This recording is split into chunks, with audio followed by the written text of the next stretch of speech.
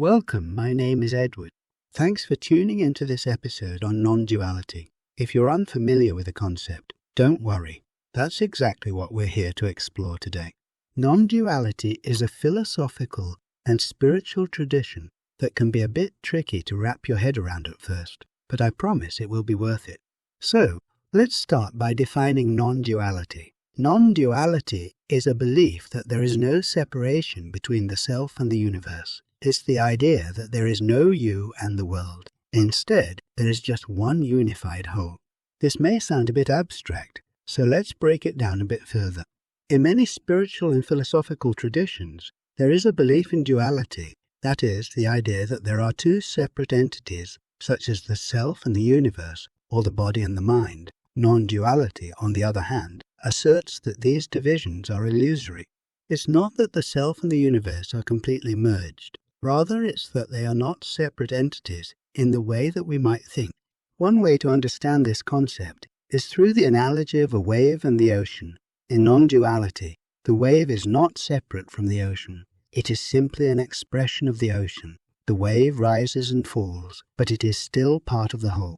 Similarly, in non-duality, the self is not separate from the universe. It is simply an expression of the universe.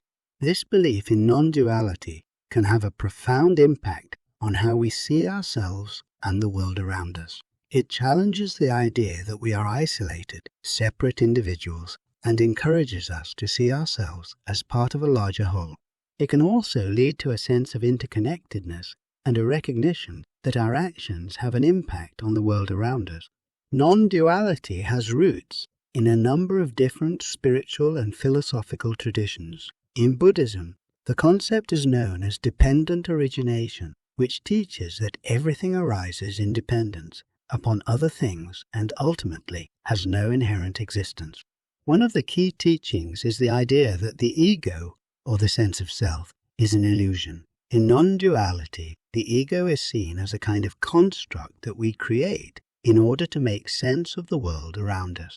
However, this ego is ultimately an illusion, and the goal of non-dual spiritual practices is to wake up from this illusion and see things as they really are. This can be a challenging concept to grasp, as the ego is something that we tend to hold on to very tightly. It's the way we identify ourselves and make sense of our place in the world. But in non-duality, the ego is seen as a kind of veil that separates us from the true nature of reality. So, how do we go about waking up from this illusion? Non-dual spiritual practices often involve meditation and mindfulness, as well as a focus on letting go of attachments and ego-driven desires. The goal is to cultivate a state of awareness that allows us to see things as they really are, rather than through the lens of the ego. It's important to note that non-duality is not a belief system or a religion. It's simply a way of looking at the world. It doesn't require any specific rituals or beliefs, and it can be practiced by anyone, regardless of their background or belief system.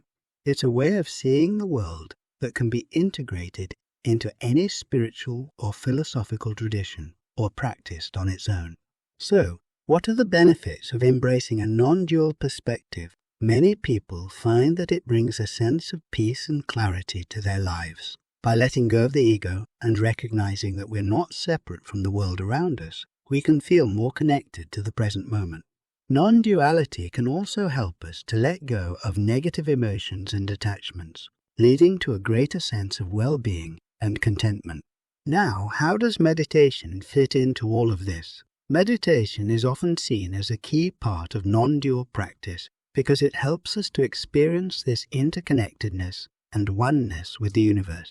It allows us to quiet the mind and connect with our inner self, helping us to let go of our ego and any sense of separation.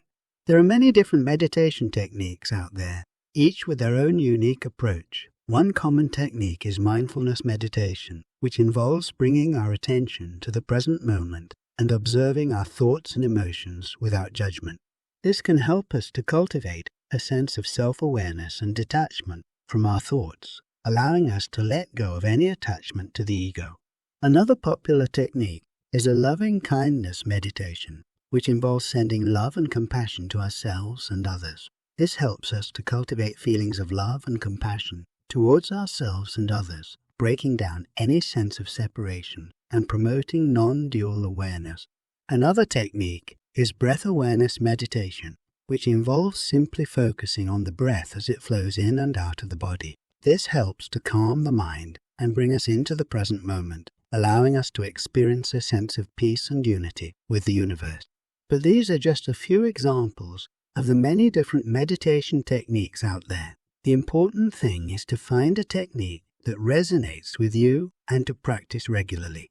Consistent meditation practice can help us to cultivate a sense of inner peace and connection with the present moment, which can ultimately lead to a sense of non-dual awareness.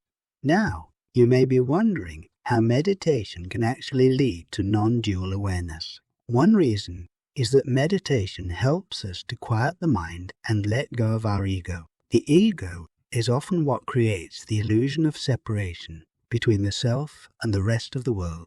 By letting go of the ego, we can experience a sense of oneness with the universe. Additionally, meditation can help us to cultivate a sense of self-awareness and detachment from our thoughts and emotions. This can allow us to see that our thoughts and emotions are just temporary states and not who we are at our core. This can help us to let go of any attachment to the ego and experience a sense of non-dual awareness